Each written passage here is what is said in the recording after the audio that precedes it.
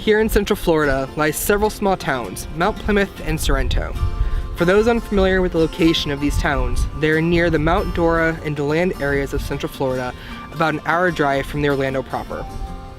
What we will discuss in the next several minutes is a brief history of these areas, along with a dive into the infamous crime bust surrounding much of the history itself. Mount Plymouth, Florida was once a thriving golf resort community, the centerpiece of which was the Mount Plymouth Hotel.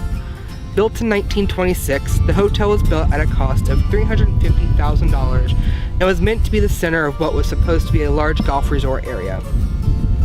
By the late 1950s, the Mount Plymouth Hotel had been converted into the Florida Central Academy, which was originally a prominent all-male boarding school. In 1971, however, the Academy began accepting females to its student population.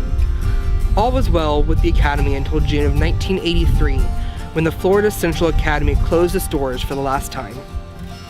By the mid-1980s, the Academy had been closed for several years and had begun to be the target of vandals, which ultimately led to the building being destroyed by fires in both 1986 and 1987. Where I stand now is the only part of the 4 courses that was completed, but this wouldn't stop many a celebrity from coming here and calling Sorrento and Mount Plymouth their home away from home. There were people such as Connie Mack, Babe Ruth, and probably most notably Al Capone that would come here and either buy houses or they would stay at the infamous Mount Plymouth Hotel when they would try to compete in the golf tournaments in this area. Unfortunately, in 2007, the communities that surrounded this area did stop maintaining this golf course, and it has gone into disrepair. I gotta tell you, this is a nice place. Didn't I tell you? You know, we ought to see about making you a member.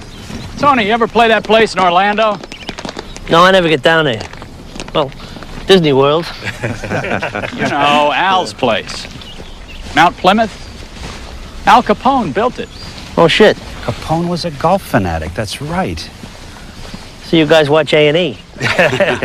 Tony, From where you can see here, we have Lake Dora, and this is one of the locations that Al Capone supposedly would have his shipments of alcohol brought in and brought up to just the edge of the clearing of Lake Dora, and he would bring it up through here where your docks are here, and he would actually end up bringing it farther back up into the area that we're standing in now, which is just the entrance to the train tracks.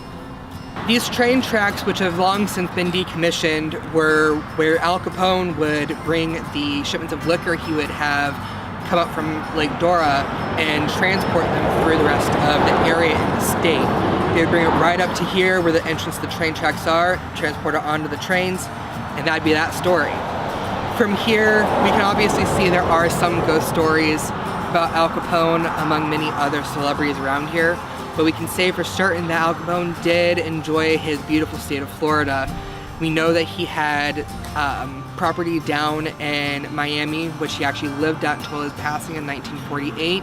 But we also have speculation that he owned several properties here in Mount Dora, Sorrento, and Mount Plymouth, where he had kind of a base of operations going on for his alcohol trafficking regime.